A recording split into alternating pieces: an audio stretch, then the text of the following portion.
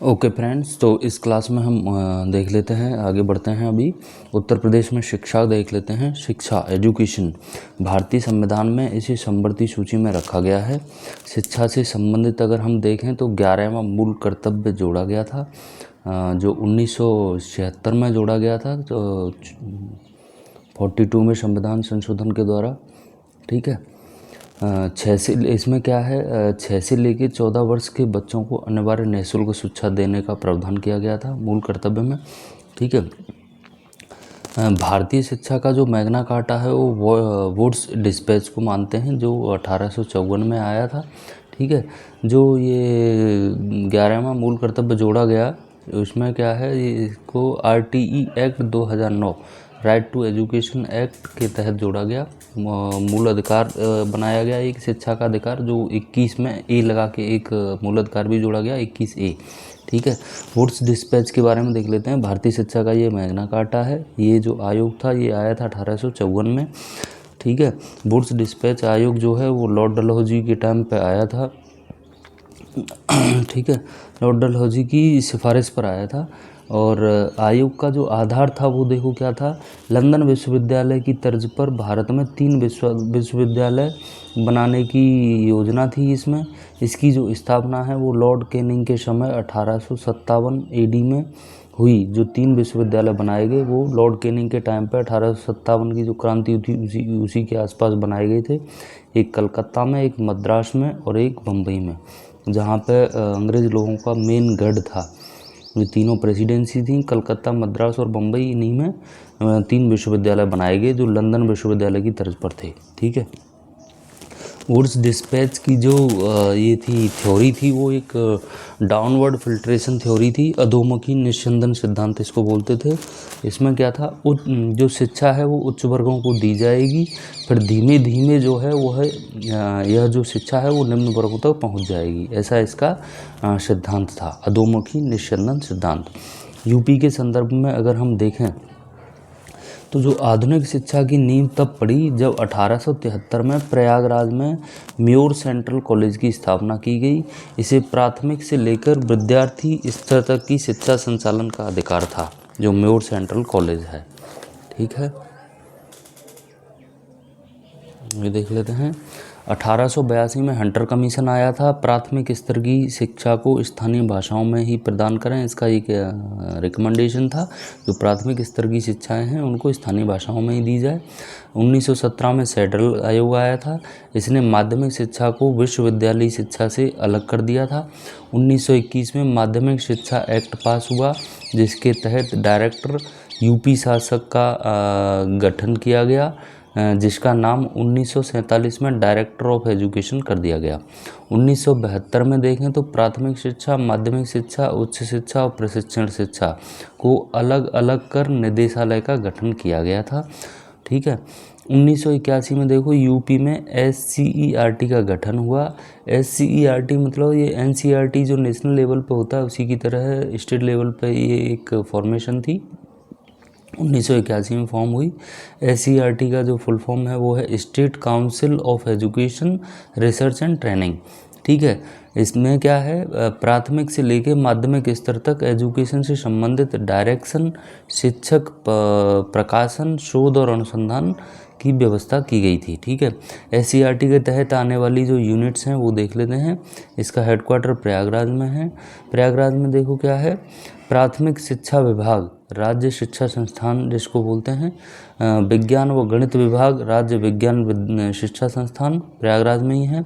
Institute of advance studies in education ये भी प्रयागराज में ही है।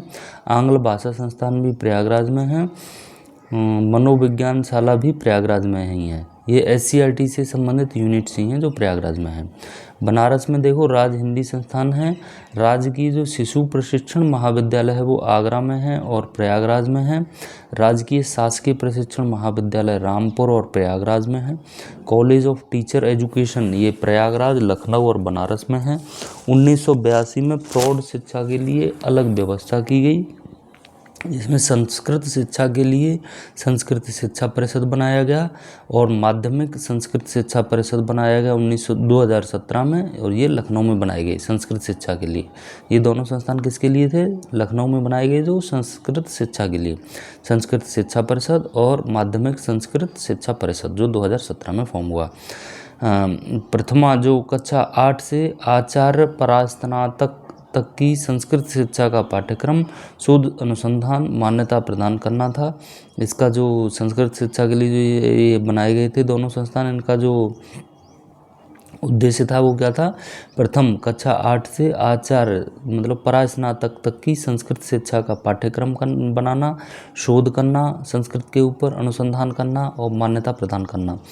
बनारस में इसे डॉक्टर संपूर्णानंद संस्कृत विश्वविद्यालय का ये था काम दिया गया था। डॉक्टर जो बनारस में डॉक्टर संपूर्णानंद संस्कृत विश्वविद्यालय है उसका काम था कक्षा 8 से लेके परास्नातक तक की जो संस्कृत शिक्षा है उसका पाठ्यक्रम तैयार करना, शोध करना, उसके ऊपर अनुसंधान और मान्यता प्रदान करना।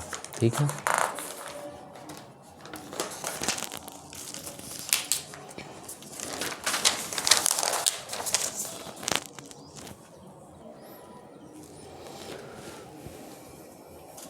2001 से कक्षा 8 से कक्षा 12 तक संस्कृत शिक्षा से संबंधित समस्त कार्य को करने के लिए उत्तर प्रदेश माध्यमिक संस्कृत शिक्षा परिषद का गठन किया गया 2001 में। 1989 में उर्दू को द्वितीय राजकीय भाषा घोषित किया गया। 1989 से 90 में लखनऊ में उर्दू निदेशालय स्थापित किया गया। 1984 में उर्दू शिक्षण एवं अनुसंधान केंद्र लखनऊ में बनाया गया। 10 माह का इसमें प्रशिक्षण होता है उर्दू से संबंधित। प्राथमिक शिक्षा की बात करें तो इसकी देखरेख के लिए 25 जुलाई 1972 को यूपी बेसिक शिक्षा परिषद का गठन हुआ था। आरटीई एक्ट जो 2009 में आया था, right to education act, UP में ये 2011 में लागू हुआ। जहाँ पे भी जनसंख्या 300 है या उससे अधिक है उसके 1 किलोमीटर के दायरे में प्राथमिक विद्यालय होगा, ऐसा इस आरटीई एक्ट के द्वारा प्रावधान किया गया। 800 की जनसंख्या के अगर देखें तो उसके प्रत्येक 3 किलोमीटर के दायरे में उच्च प्राथमिक विद्यालय होगा। ये आरटीई एक्ट में डिफाइन हुआ था। 300 की जनसंख्या के दायरे में 1 किलोमीटर के दायरे में प्राथमिक विद्यालय और 800 की जनसंख्या में प्रत्येक 3 किलोमीटर के दायरे में उच्च प्राथमिक विद्यालय होगा। सर्व शिक्षा अभियान देख लेते हैं। अटल बिहारी वाजपेयी द्वारा सन 2001 में चलाया गया था। 6 से लेकर 14 वर्ष तक के बच्चों के लिए था। केंद्र सरकार का अगर हम देखें तो ये सर्व शिक्षा अभियान है, माध्यमिक शिक्षा है, शिक्षक शिक्षा योजना है।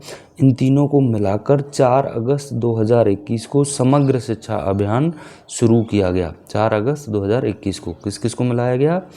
सर्व शिक्षा अभियान को, माध्यमिक शिक्षा को अभियान को और शिक्षक शिक्षा अभियान को, तीनों को मिला के 4 अगस्त 2001 को समग्र शिक्षा अभियान शुरू कर दिया गया।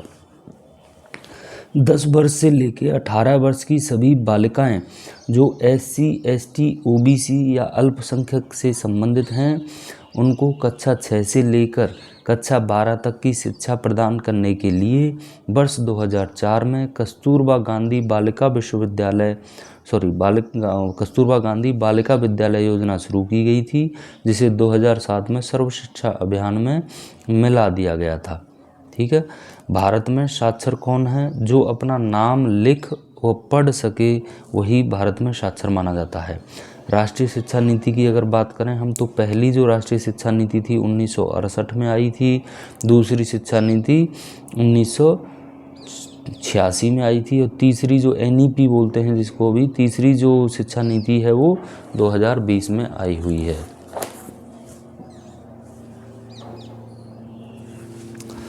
ऑपरेशन कायाकल्प देख लेते हैं। ये जून 2018 से शुरू हुआ था। प्राथमिक व उच्च प्राथमिक विद्यालयों की आधारभूत संरचना व मूलभूत सुविधाओं को प्रदान करने का इसका उद्देश्य है। केंद्र सरकार द्वारा जुलाई 2021 में निपुण भारत मिशन जो है वो चलाया गया। निपुण का फुल फॉर्म है national institute proficiency in reading and understanding numeracy, इसका फुल फॉर्म है कक्षा 1 से कक्षा 3 के बच्चों में साक्षरता या पढ़ने की जो क्षमता है और उसका संख्यात्मक जो ज्ञान है उसको बढ़ावा देने के लिए केंद्र सरकार जुलाई 2021 में निपुण प्रोग्राम लेके आई थी। ठीक है, मिड डे मील देख लेते हैं। प्राथमिक स्तर पर 15 अगस्त 1995 से स्टार्ट हुआ है। बच्चों में अनुकूल पोषाहार के साथ शिक्षा प्रदान करना इसका उद्देश्य है। इसमें प्रत्येक बच्चे को प्रतिमाह 3 केजी गेहूं या चावल या कच्चा खाद्यान्न दिया जाता था, लेकिन 1 सितंबर 2004 से पकाया हुआ भोजन दिया जाने लगा। 11वीं जो 5 ईयर प्लान था उसके तहत यह योजना उच्च प्राथमिक विद्यालयों में भी शुरू की गई। 2021 में इस योजना का नाम बदलकर पीएम पोषण योजना कर दिया गया है। अक्षय पात्र स्वयंसेवी संस्था मिड डे मील योजना से संबंध है। संपूर्ण साक्षरता अभियान देख लेते हैं। इसका मुख्य उद्देश्य निरक्षरता को समाप्त करना है। जिला शिक्षा समिति 15 से 35 वर्ष तक के लोगों को शिक्षित किया जाता है। इसके तहत शिक्षा मित्र योजना 2000 और 2001 में आई थी। ग्रामीण क्षेत्रों में अध्यापक और छात्रों का अनुपात बनाए रखने के लिए यह योजना आई थी।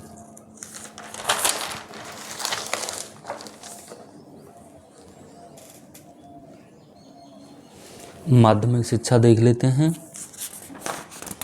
माध्यमिक शिक्षा राज्य में माध्यमिक स्तर किसको बोलते हैं? कक्षा 9 से लेके 12वीं तक की जो शिक्षा है उसका संचालन करने के लिए 1972 में माध्यमिक शिक्षा निदेशालय का गठन हुआ। उसी के तहत माध्यमिक शिक्षा परिषद स्थापित किया गया। ये क्या करता है? परीक्षाएं आयोजित करता है, रिजल्ट जारी करता है, अंक तालिका और सर्टिफिकेट का वितरण करता है, जो माध्यमिक शिक्षा परिषद है। माध्यमिक शिक्षा जो परिषद है वह क्या है? यह विश्व की सबसे बड़ी परीक्षा लेने वाली संस्था है। विश्व की सबसे बड़ी परीक्षा लेने वाली संस्था है माध्यमिक शिक्षा परिषद। 2008 में यूपी राज्य मुक्त विद्यालय परिषद का गठन किया गया था। राष्ट्रीय माध्यमिक शिक्षा अभियान RMSA की बात करें तो यह केंद्र और राज्य दोनों में 2009 से स्टार्ट है। 5 किलोमीटर के दायरे में कम से कम एक हाई स्कूल स्तर का कॉलेज होगा। राष्ट्रीय माध्यमिक शिक्षा अभियान के तहत है ये।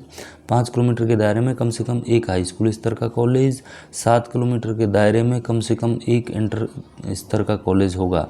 माध्यमिक शिक्षा स्तर शुरू की गई अन्य योजनाएं देख लेते हैं।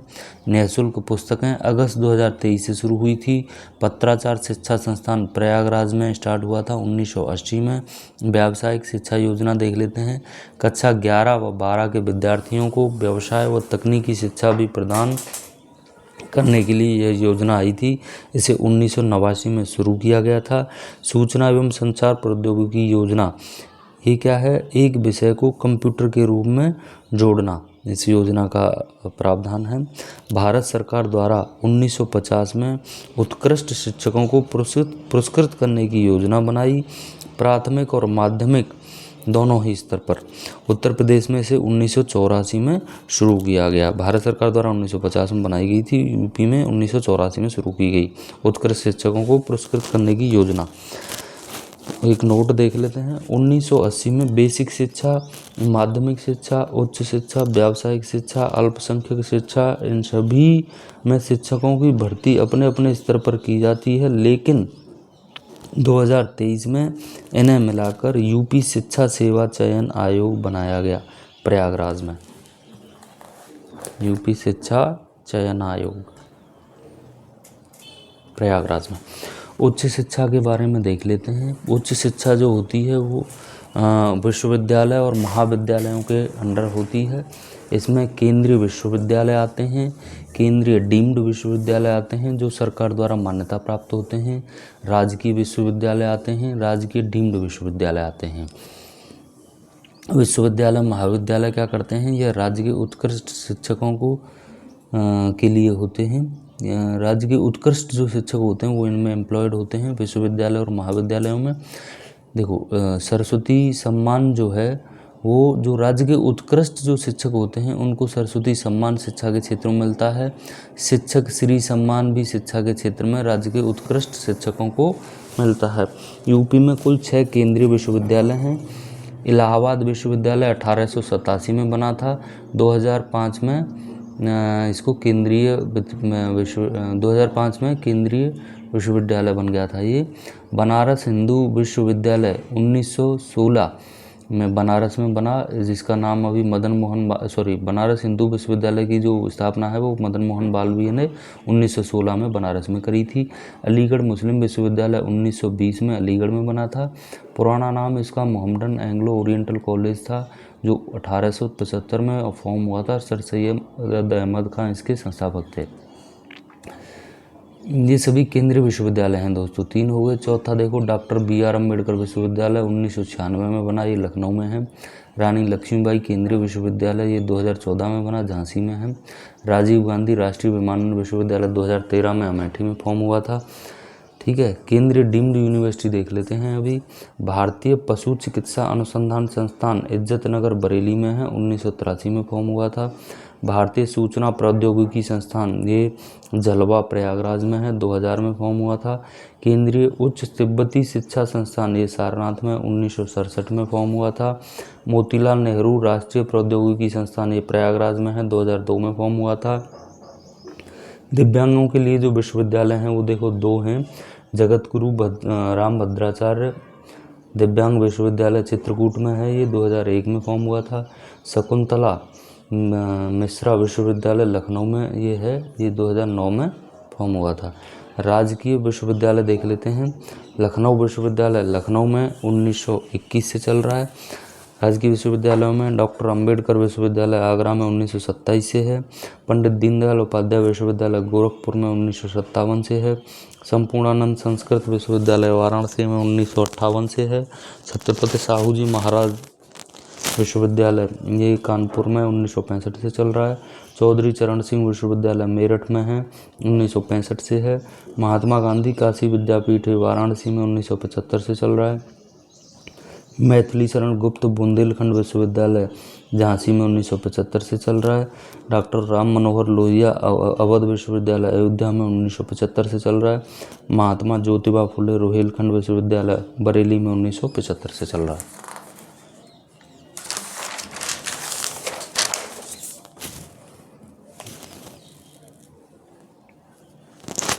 वीर बहादुर सिंह पूर्वांचल विश्वविद्यालय जौनपुर में 1987 से। राजर्षि पुरुषोत्तम दास टंडन मुक्त विश्वविद्यालय प्रयागराज में 2004 से। ख्वाजा मोइनुद्दीन चिश्ती भाषा विश्वविद्यालय लखनऊ में 2010 से। सिद्धार्थ विश्वविद्यालय सिद्धार्थनगर में 2015 से। प्रोफेसर राजेंद्र सिंह या रज्जू भैया विश्वविद्यालय प्रयागराज में 2016 से। जननायक चंद्रशेखर विश्वविद्यालय बलिया में 2016 से। सुहेलदेव राज्य विश्वविद्यालय आजमगढ़ में 2021 से। माँ शाकुंभरी राज्य विश्वविद्यालय सहारनपुर में 2021 से। राजा महेंद्र प्रताप सिंह राज्य विश्वविद्यालय अलीगढ़ में 2021 से। भारत खंडे संस्कृत विश्वविद्यालय लखनऊ में 2022 से। डॉक्टर राजेंद्र प्रसाद राष्ट्रीय विश्वविद्यालय प्रयागराज में फरवरी 2024 से। गौतम बुद्ध विश्वविद्यालय GTV नगर से में 2002 से मान्यता प्राप्त हुई है, इसको 2009 में। डॉक्टर राम मनोहर लोहिया राष्ट्रीय विश्वविद्यालय लखनऊ में 2005 से चल रहा है। डॉक्टर शकुंतला मिश्रा राष्ट्रीय पुनर्वास विश्वविद्यालय लखनऊ में 2009 से। पाटेश्वरी देवी राज्य विश्वविद्यालय बलरामपुर में निर्माणाधीन है। मुरादाबाद राज्य विश्वविद्यालय मुरादाबाद में है, निर्माणाधीन। माँ विंध्यवासिनी देवी विश्वविद्यालय मिर्ज़ापुर में निर्माणाधीन है। मेजर ध्यानचंद क्रीड़ा विश्वविद्यालय मेरठ में निर्माणाधीन है। उत्तर प्रदेश पुलिस एवं फोरेंसिक साइंस विश्वविद्यालय लखनऊ में ये निर्माणाधीन है। महर्षि महेश योगी रामायण विश्वविद्यालय अयोध्या में निर्माणाधीन है। राजकीय डीम्ड विश्वविद्यालय दयाल बाग एजुकेशनल इंस्टीट्यूट आगरा में 1981 में है, 1981 से चल रहा है। राजकीय कृषि विश्वविद्यालय चंद्रशेखर आज़ाद कृषि एवं प्रौद्योगिकी विश्वविद्यालय कानपुर में है, ये मार्च 1975 से चल रहा है। आचार्य नरेंद्र देव कृषि एवं प्रौद्योगिकी विश्वविद्यालय अयोध्या में है, जनवरी 1974 से चल रहा है। सरदार वल्लभ भाई पटेल कृषि विश्वविद्यालय मेरठ में 2000 से चल रहा है। बांदा कृषि एवं प्रौद्योगिकी विश्वविद्यालय बांदा में 2010 से चल रहा है। Sam Higginbottom institute of AGT and science विश्वविद्यालय नैनी में प्रयागराज में 2000 से चल रहा है। महात्मा बुद्ध कृषि एवं प्रौद्योगिकी विश्वविद्यालय कुशीनगर 2023 में निर्माणाधीन है। ये प्राविधिक शिक्षा का देख लेते हैं। राज्य सरकार के अधीन जो हैं वो कौन कौन सी हैं, देखो प्रदेश में 12 इंजीनियरिंग कॉलेज हैं टोटल। ये देखो AKTU APJ Abdul Kalam take university Lucknow में है। मदन मोहन मालवीय इंजीनियरिंग विश्वविद्यालय गोरखपुर में 2019 से चल रहा है। ठीक है। प्राविधिक विश्वविद्यालय हो गई आपके HBTI कानपुर में 2016 से चल रहा है प्राविधिक विश्वविद्यालय। ITI देख लेते हैं, कानपुर में है यह। अब यह इसरो का नोडल सेंटर भी है जो कानपुर में ITI है। एक BHU है, doctor Ambedkar institute of technology for handicapped, ये कानपुर में 1997 से चल रही है। राज्य व्यावसायिक एवं प्राविधिक शिक्षा विभाग के अंतर्गत इस समय कुल 168 राजकीय हैं। ठीक है, राजकीय ITI हैं। 2001 से 2002 से भारत सरकार द्वारा विकलांग छात्रों को सामान्य पॉलिटेक्निकों में इंटीग्रेट करने के उद्देश्य से एक योजना scheme for integrated grating persons with disability in the main stream of technical and vocational education को राजकीय पॉलिटेक्निक झांसी तथा राजकीय महिला पॉलिटेक्निक मुरादाबाद में प्रारंभ किया गया है। औद्योगिक प्रशिक्षण संस्थानों में प्रवेश, पाठ्यक्रम विकास तथा परीक्षाओं के संपादन हेतु 1988 में व्यावसायिक शिक्षा परिषद का गठन किया गया, जो कि स्वयं वित्त पोषित संस्था है। माध्यमिक तथा उच्च माध्यमिक संस्थाओं, औद्योगिक प्रशिक्षण केंद्रों सहित व्यावसायिक शिक्षा के से संबंधित प्रशिक्षण देने वाली संस्थाओं के आवश्यक रोजगारपरक पाठ्यक्रम तैयार करने, अपने से संबद्ध संस्थाओं में परीक्षाएं संचालित करने, प्रमाण पत्र देने आदि के लिए 2010 में व्यावसायिक शिक्षा व प्रशिक्षण परिषद का गठन किया गया है। उत्तर प्रदेश में कौशल विकास मिशन देख लेते हैं। राज्य के 14 से लेकर 35 वर्ष आयु के युवाओं युवतियों को प्रशिक्षित करने हेतु उन्हें रोजगार प्रदान कराने में हर संभव सहायता प्रदान करने हेतु यह मिशन जुलाई 2013 में शुरू किया गया था। कौन सा? उत्तर प्रदेश कौशल विकास मिशन। सैनिक या सैन्य स्कूल देख लेते हैं। उत्तर प्रदेश में रक्षा मंत्रालय के अधीन 3 सैन्य स्कूलों का संचालन किया जा रहा है। एक अमेठी में है, एक मैनपुरी में है और एक झांसी में है। सैन्य स्कूल यूपी में कितने हैं? 3 हैं जो रक्षा मंत्रालय के अधीन आते हैं। एक अमेठी, एक मैनपुरी और एक झांसी में। प्रदेश में राज्य सरकार द्वारा संचालित एकमात्र सैनिक स्कूल लखनऊ में अवस्थित है। राज्य सरकार द्वारा भी एक सैनिक स्कूल चलाया जा रहा है। ठीक है। जो केंद्र सरकार वाले हैं अमेठी, मैनपुरी और झांसी 3 हैं, और जो राज्य सरकार द्वारा संचालित सैनिक स्कूल है वो लखनऊ में अवस्थित है। राज्य सरकार द्वारा गोरखपुर में एक सैनिक स्कूल निर्माणाधीन भी है।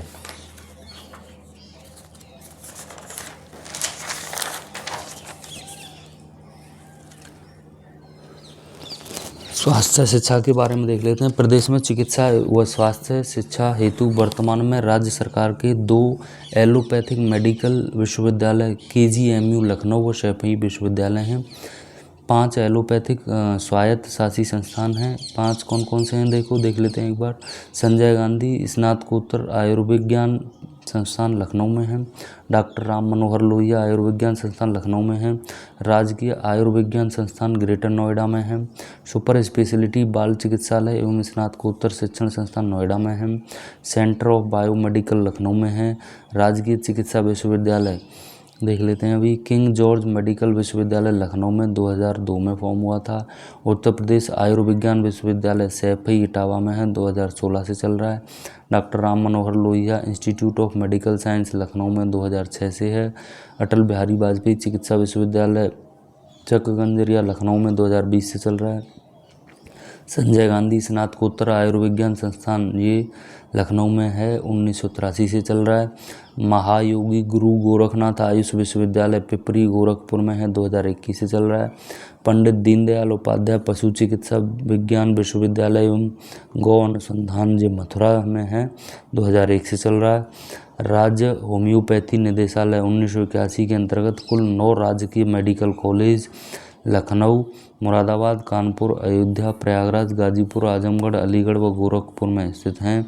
ये सभी कॉलेज भीमराव अंबेडकर विश्वविद्यालय आगरा से संबंध है। तो दोस्तों आज की क्लास हम यहीं पर समाप्त करते हैं। यूपी का मैक्सिमम जो पार्ट है मैंने बहुत ही जल्दी से ये रिवीजन के तौर पर करा दिया है। तो यहाँ से आप पूरा यूपी का फुल कवरेज देख सकते हैं। यूपी से संबंधित जो भी क्वेश्चन बनने वाले हैं यूपी गवर्नमेंट के जितने भी एग्ज़ाम होते हैं वो मैक्सिमम इसमें कवर कर दिए गए हैं दोस्तों। Thank you very much, have a good day.